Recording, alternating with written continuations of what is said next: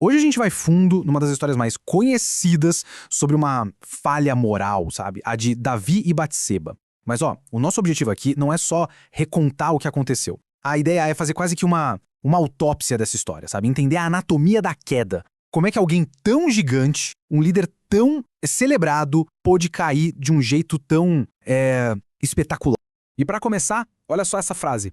Aquele que julga estar firme, cuide-se para que não caia. É forte, né? Isso já muda tudo. Mostra que a história de Davi não é só um caso lá do passado. É um aviso universal que vale para qualquer um em qualquer época. Como diz o Herbert Army, que cita essa passagem, é tipo um legado espiritual deixado pra gente ficar de olho. Então, vamos lá. A grande queda de um rei. Para a gente ter uma noção do tamanho do tombo, a gente precisa primeiro olhar a altura de onde ele caiu, certo? Pensa só, o rei Davi. Ele não era qualquer um. Ele estava no topo, no auge do poder. Um líder vitorioso, aclamado por todos. E é justamente por isso que o que vem a seguir é tão chocante e, claro, tão cheio de lições. E o começo de tudo é sutil.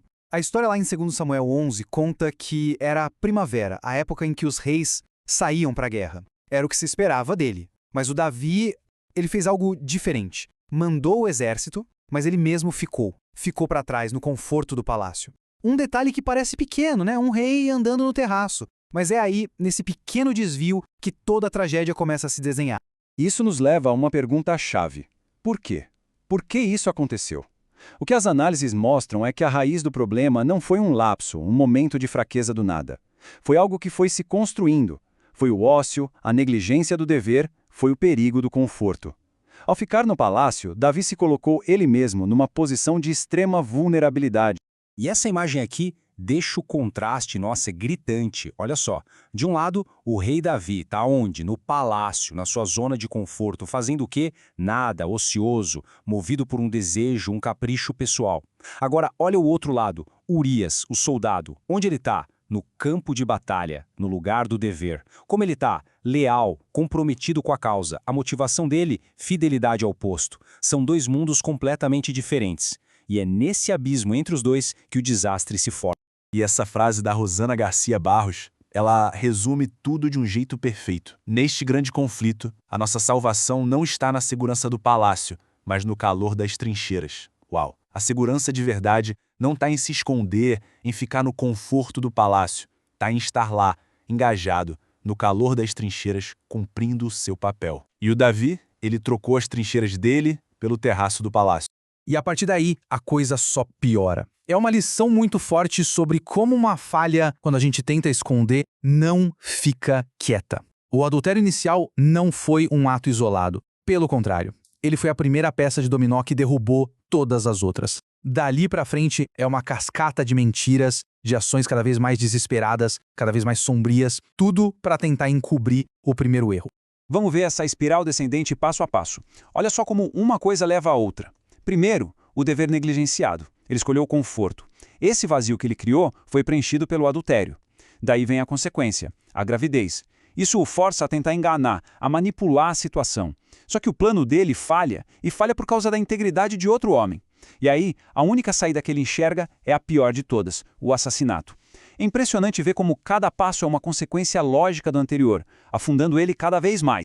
E tem um detalhe aqui que é crucial. O plano do Davi para encobrir tudo, trazendo Urias de volta para casa, não deu certo. E sabe por quê? Por causa da integridade do próprio Urias. O cara se recusou a dormir em casa, a ter conforto, enquanto os companheiros dele estavam na guerra. A lealdade do Urias acabou expondo, sem querer, a deslealdade do seu rei. E isso empurrou Davi para uma decisão ainda mais terrível.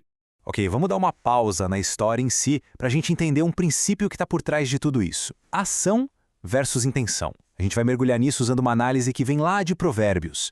A grande questão é, o que vale mais? O que a gente faz por fora ou o porquê, a intenção que a gente tem por dentro? E esse provérbio aqui é a chave de tudo.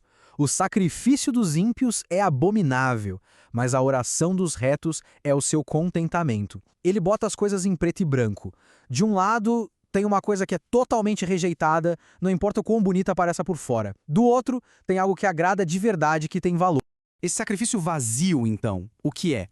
É aquele ato externo, sabe, robótico, que vem de um coração que tá desalinhado. É só uma formalidade sem significado. É como dar um presente caro pra alguém, mas por obrigação, sem sentimento nenhum. Por fora parece um gesto nobre, por dentro é só pra cumprir tabela. Não tem conexão de verdade.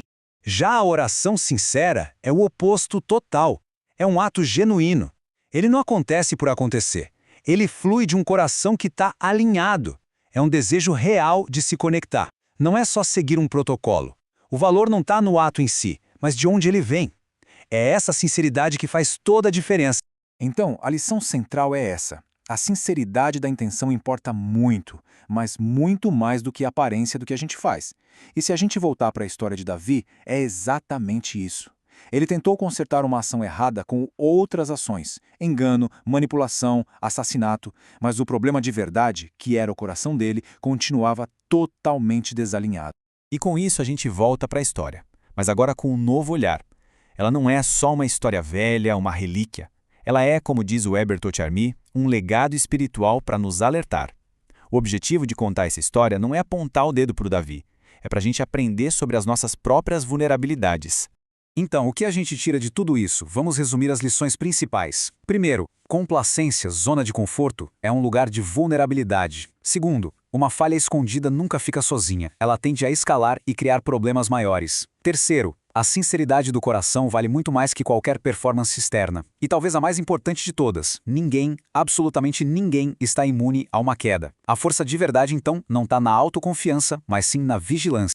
E tudo isso nos leva a uma pergunta final, uma pergunta forte, metafórica, que vem lá do comentário da Rosana Barros e que fica ecoando. A pergunta é: a gente tá no palácio ou tá nas trincheiras? É uma pergunta pra gente se fazer. Onde cada um se encontra na própria vida? Naquele lugar de conforto, talvez um pouco ocioso e vulnerável? Ou no lugar do dever, nas trincheiras, engajado e vigilante? É uma reflexão que, com certeza, atravessa os séculos e chega com tudo até hoje.